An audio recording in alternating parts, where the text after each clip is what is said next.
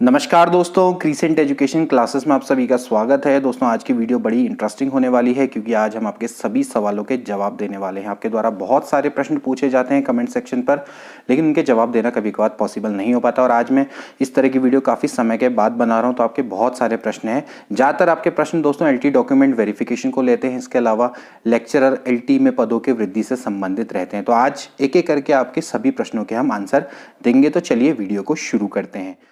सबसे पहला क्वेश्चन जो कि आपके द्वारा दोस्तों ज़्यादातर पूछा जाता है वो है कि LT का डॉक्यूमेंट वेरिफिकेशन आखिर कब होगा और LT के केस में सुनवाई में क्या चल रहा है अभी। ठीक है, तो दोस्तों जिनको नहीं पता है उनको बता दूं कि इस समय पर माननीय उच्च न्यायालय द्वारा LT डॉक्यूमेंट वेरिफिकेशन पर रोक लगाई गई है। इसके अलावा इसमें अन्य सब्जेक्ट्स में भी रोक लगाई गई है, जैसे कि LT आर्ट्स का मामला है, LT हिंदी का मामला है, LT फिजिकल एजुकेशन का मामला है। कई सारे मामले दोस्तों चल रहे हैं। मैं आपको बताऊं सीधे सीधे तो इस समय पर देखिए WPSS 90 2022 वाला केस है जिसमें Anit Dutt Joshi versus state of Uttarakhand versus UKSSC है।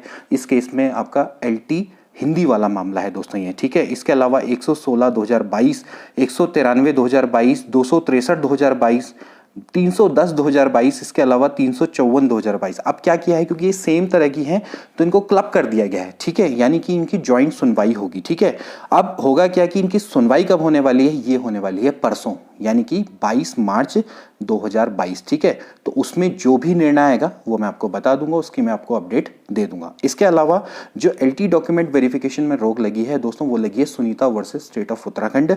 उसका रिट नंबर है WPSS 308 2022। तो अभी फिलहाल उसमें कोई भी अपडेट नहीं है। अगर उसमें कोई भी आपको अपडेट आएगी तो मैं आपको बता दूंगा। तो जैसे ही ये रिट में जैसे ही कोई अपडेट आएगी या फिर इसमें कोई भी डिसीजन आएगा दोस्तों, तो जैसे ही कोई डिसीजन आएगा मैं आपको बता दूंगा। इसमें होना कुछ नहीं है, इसमें UKSSC के द्वारा काउंटर एफिडेविट फाइल करना है। ठीक है, और जैसे ही काउंटर एफिडेविट फाइल होगा तो अपने आप ही दोस्तों जल्दी ही आपको डिसीजन देखने को मिल जाएगा। ठीक है, बात करते हैं एक और केस है जो कि है Om Prakash Gaur versus state of Uttarakhand UKSSC वाला केस था दोस्तों। वो है 12/11 आई थिंक 2021 वाला जो केस है वो दोस्तों वो है LT आर्ट से रिलेटेड है। उसमें मैं अपडेट बताऊं आपको, तो उसमें जो पिटिशनर नंबर 1 है ओम प्रकाश गौड़ और इसके अलावा एक है पिटिशनर नंबर 2। तो पिटिशनर नंबर 1 ओम प्रकाश गौड़ ने उसमें विड्रॉल किया है। ठीक है, यानी कि केस से हाथ हटा लिया।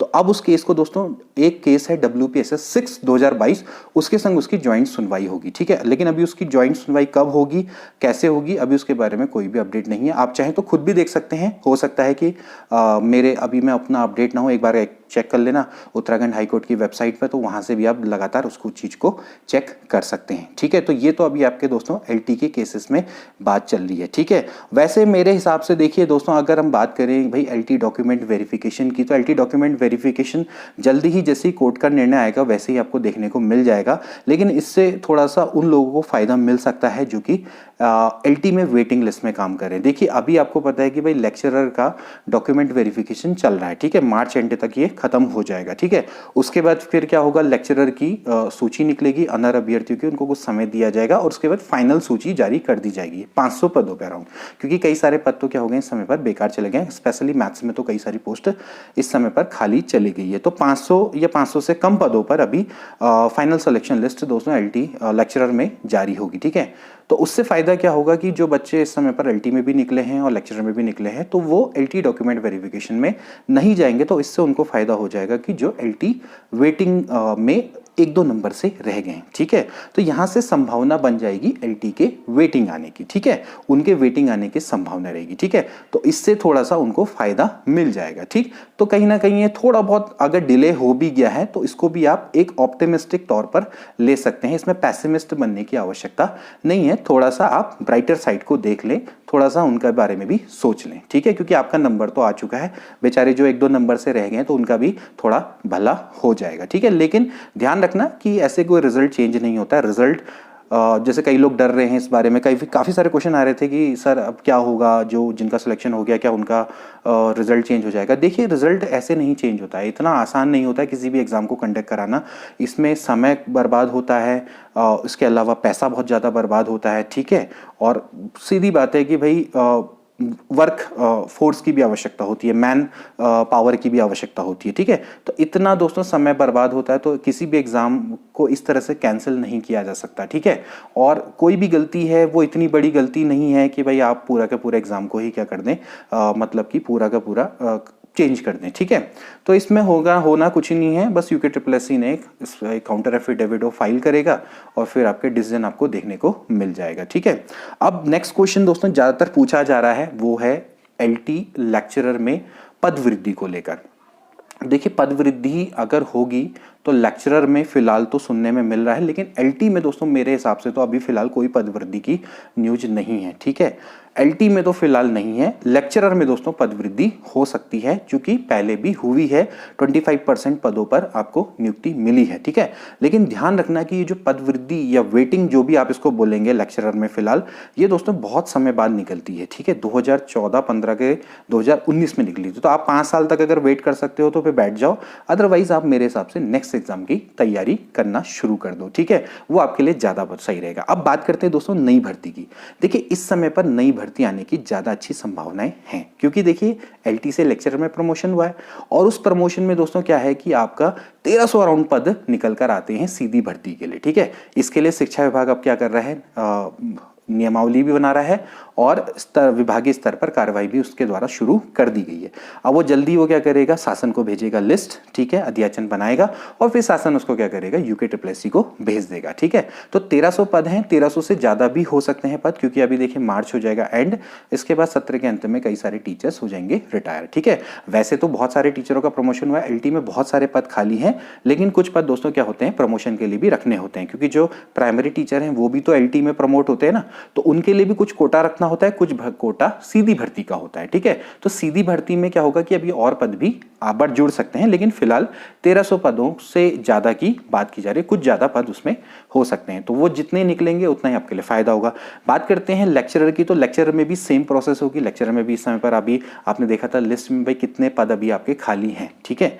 तो अभी लेक्चरर में भी काफी पद आपको खाली देखने को मिलेंगे, तो उसमें भी जल्दी क्या होगा, अध्याचन जारी किया जाएगा शिक्षा विभाग के द्वारा और फिर उसको शासन भेजा जाएगा, शासन फिर उसको आयोग को यानी कि यूकेपीएससी को भेज देगा। तो जल्दी ही आपको दोस्तों उसमें भी नई भर्ती देखने को मिलेगी। अब ज्यादातर क्वेश्चन दोस्तों पूछे जा रहे हैं छात्रों के द्वारा कि शिक्षण अभिरुचि सर आप कब से शुरू करेंगे, यानी कि टीचिंग एप्टीट्यूड की क्लासेस कब से शुरू होगी। देखिए, अभी तो क्या है कि फिलहाल टीचिंग एप्टीट्यूड में 3 अप्रैल के बाद शुरू करूंगा। देखिए, अभी फिलहाल एग्जाम है आरओ का, महाधिवक्ता कार्यालय के अंतर्गत, और फिर उसके बाद एग्जाम है पीसीएस का, ठीक है। फिर उसके बाद हमारे लिए कोई इतना बड़ा मेजर एग्जाम नहीं रह जाता, तो उसके बाद दोस्तों एक पूरे जोर शोर से एक बहुत अच्छे प्लानिंग के साथ टीचिंग एप्टीट्यूड की सीरीज को शुरू किया जाएगा, जो कि आपके बहुत ज्यादा फायदेमंद होने वाली, क्योंकि मैं इस सीरीज को अब ऐसे ही शुरू नहीं करना चाहता हूँ।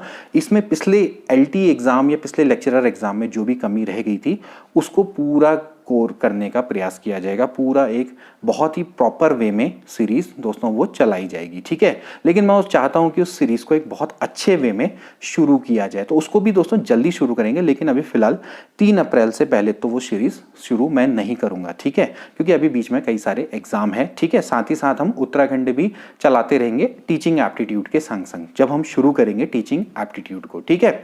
इसके अलावा भी दोस्तों कई तरह के प्रश्न पूछे जाते हैं आप लोगों के द्वारा। इसमें सबसे ज़्यादा क्वेश्चन ये पूछा जा रहा है कि अगर मान लेते हैं कि पीएच वाले कैंडिडेट्स नहीं मिलते हैं तो क्या उनकी सीट जनरल को चली जाएगी। ये ज़्यादातर प्रश्न पूछे जा रहे हैं। देखिए, पीएच हॉरिजेंटल रिजर्वेशन में आता है, जैसे वुमेन्स आती है, तो अगर वुमेन्स नहीं मिलती है तो उसकी सीट जनरल कैंडिडेट्स को मिल जाती है। लेकिन फिलहाल दोस्तों अभी पीएच में तो ऐसा कोई भी नियम नहीं है, ठीक है। इसके लिए मैंने पता करने की कोशिश करी यूकेपीएससी के द्वारा, लेकिन वहाँ के मेंबर का भी यही कहना था कि फिलहाल ऐसा कोई नियम नहीं है, लेकिन अगर ऐसा कोई नियम आएगा तो वो बता देंगे, और जैसे ही अगर ऐसा कोई नियम आएगा तो मैं भी आपको दोस्तों उसको बताने की बिल्कुल भी देरी नहीं करूंगा, ठीक है। मैं भी इसके बारे में काफ़ी रिसर्च मैंने करी, लेकिन मुझे भी अभी फिलहाल ऐसा कहीं नहीं मिला कि पीएच कैंडिडेट्स के बदले अगर वो नहीं मिलते हैं, जनरली होता यही है कि फिजिकली हैंडीकैप नहीं मिल पाते ज़्यादातर, तो फिर उनके बदले की सीट फिर जनरल को दी जाए, ऐसा होता, मतलब ऐसा करने का कई लोग बोल रहे हैं कि प्रावधान हो गया है, लेकिन अभी फिलहाल मेरे नॉलेज में नहीं है। मैं आपको साफ साफ बताऊं, मेरे नॉलेज में अभी फिलहाल ये चीज़ें नहीं है। हालांकि ऐसा नहीं होता अभी तक, फिलहाल जितने भी नियम चल रहे हैं उसमें नहीं होता है। हालांकि जो पीएच है वो हॉरिजेंटल रिजर्वेशन के अंतर्गत आता है, लेकिन उसकी सीट अभी फिलहाल जनरल को नहीं दी जाती है। ठीक है, इसके अलावा भी बहुत सारे प्रश्न दोस्तों आपके आते हैं, लेकिन मैंने कोशिश करी है कि कंबाइंडली आपके सभी आंसर दे दी जाए। इसके अलावा एलटी डॉक्यूमेंट वेरिफिकेशन से रिलेटेड भी आपके सारे प्रश्न आते हैं,